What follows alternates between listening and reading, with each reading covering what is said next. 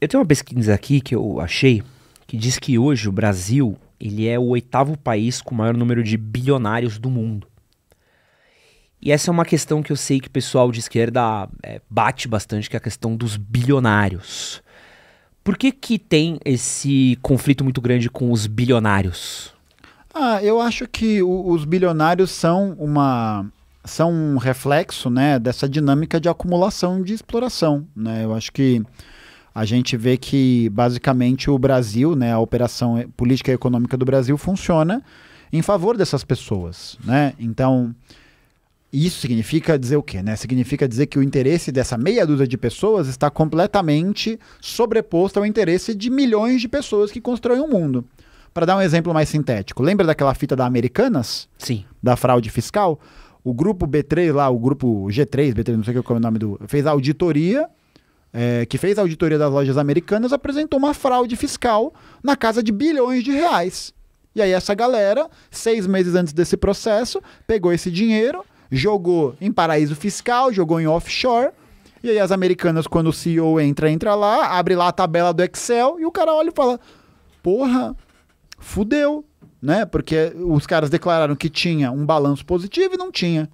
Ou seja, os caras, em nome do próprio enriquecimento e dos seus acionistas, né? Eu acho que vale dizer isso, porque a gente precisa lembrar que o Jorge Paulo Lemann, que todas as pessoas que constituem a classe dos bilionários do Brasil, Eduardo Saverin, Luiza Trajano, não sei o quê, são todos membros da burguesia brasileira.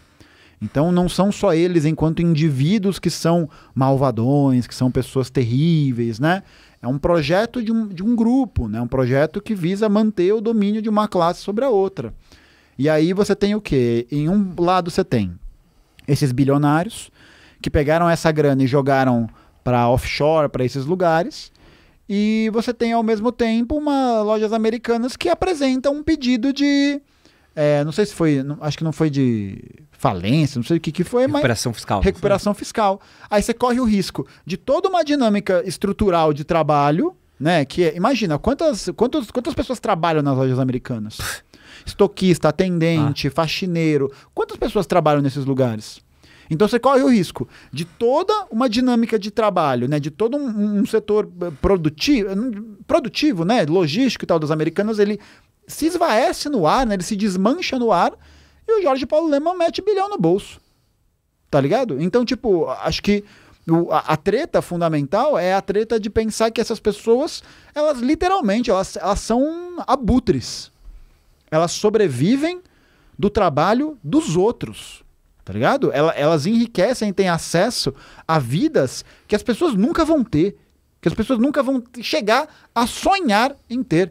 Porque enquanto tá os bilionários lá jogando tênis na Suíça, sabe? Montando cavalo não sei aonde, os trabalhadores na periferia estão sendo vítimas de chacina da polícia militar e gente que é trabalhador, que é inocente, que não tem nada a ver, que não tem a ver com as calças, e ainda que se fosse pessoa criminosa, a pessoa não teria o direito de fazer isso, né? De ser o capataz e o executor daquele processo. Mas você acha que existe...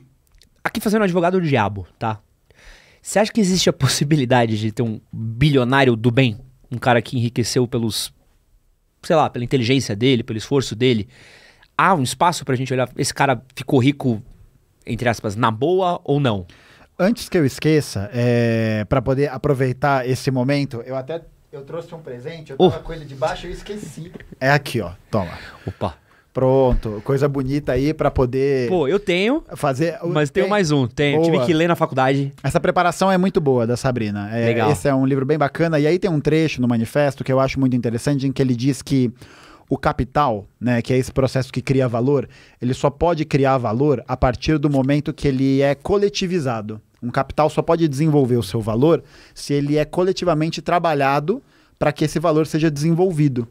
Então, nenhum bilionário ficou bilionário sozinho, pela própria inteligência. Porque por trás de um Steve Jobs, você tem vários engenheiros que trabalharam dia e noite para fazer aquilo acontecer.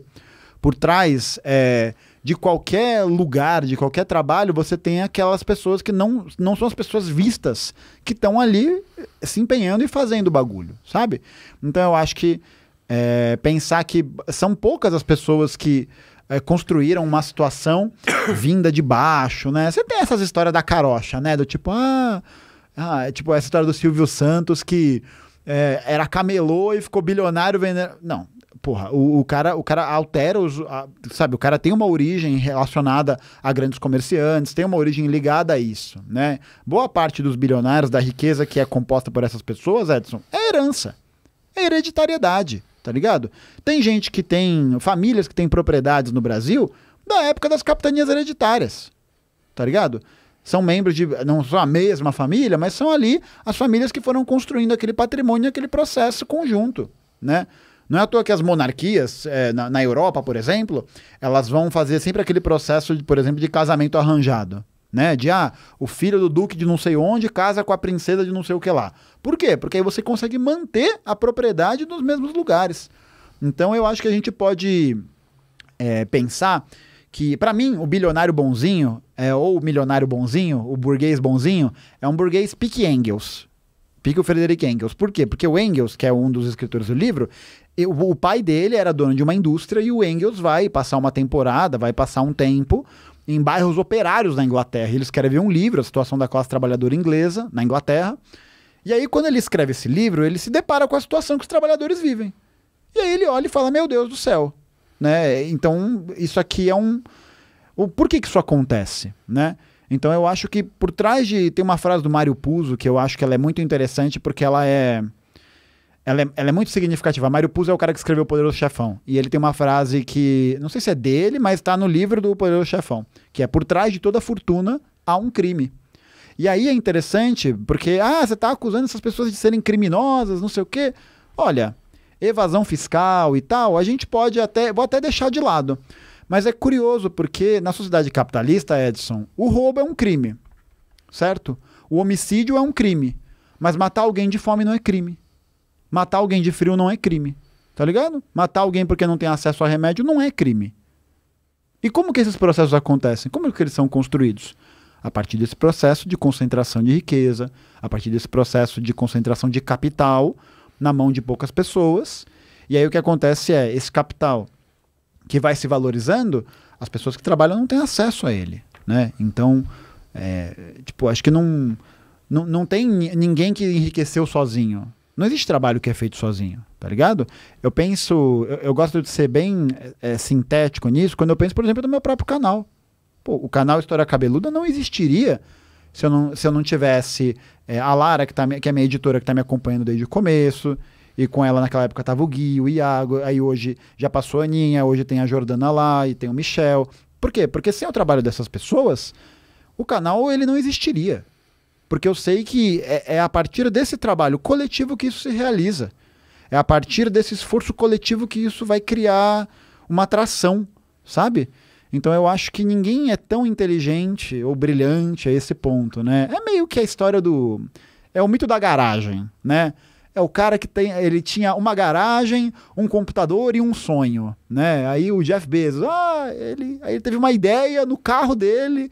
Que linda essa história, né? Por quê? Porque vende a mentira, né? Vende a ideia que você pode ter uma epifania e você ficar milionário por causa disso, né? E na verdade, não, né? O Jeff Bezos com a Amazon, por exemplo, uma ideia genial, né? Você criar um armazém, um marketplace com todos os produtos possíveis. Para ele fazer isso, ele teve que se mudar para Seattle, né? Por quê? Porque Seattle tinha legislações que eram mais flexíveis em relação a esse processo. O cara não vai pagar imposto. O cara tem investimento de grandes fundos, de mais capitalistas, de mais burgueses, que querem ficar mais ricos, né? Porque vem nesse modelo... E é aquela coisa. Pode dar bom ou pode não dar bom, né? Tem esse risco. Mas aí vai depender de cada investimento, de cada processo, de como é que isso está sendo tocado, etc. Mas eu acho que não é nenhum lance de pensar se tem algum bilionário que seja bom ou ruim. Porque eu acho que todos eles acham que estão fazendo bem. Só que estão fazendo bem para eles, para a classe deles, né? E é isso. De novo, né? Eu acho que a gente volta para aquela questão inicial, né?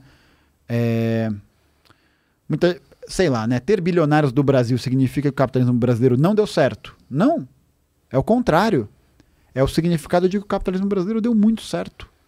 Não é à toa que esse capitalismo ele evidencia que mais bilionários... o Brasil parece com o 8º, você falou, né? Uhum. 8º número de bilionários no mundo.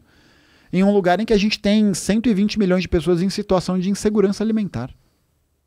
Tá ligado? E é tipo... E assim, a gente pode pensar que é um país que tem raízes, tradições e processos que são profundamente violentos, né? A gente tem o último país que faz a abolição da escravatura, é um país que vai ter a criação de instituições de segurança para cercar e perseguir a classe trabalhadora.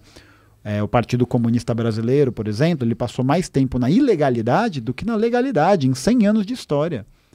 Então, tipo, é um país que dá certo. Ele funciona, ele dá certo, né? Para os bilionários isso está ótimo. E eu acho que eles não estão muito preocupados em serem bonzinhos ou malvados. Estão pensando no deles. Eles sabem de qual classe eles fazem parte. Esse que você acabou de assistir foi um corte do nosso podcast com o Gustavo Gaiofato. Para assistir o episódio completo, clica aqui do lado e vou deixar aqui também um outro corte que você com certeza vai gostar. Não esquece de se inscrever no nosso canal. E é nóis, valeu!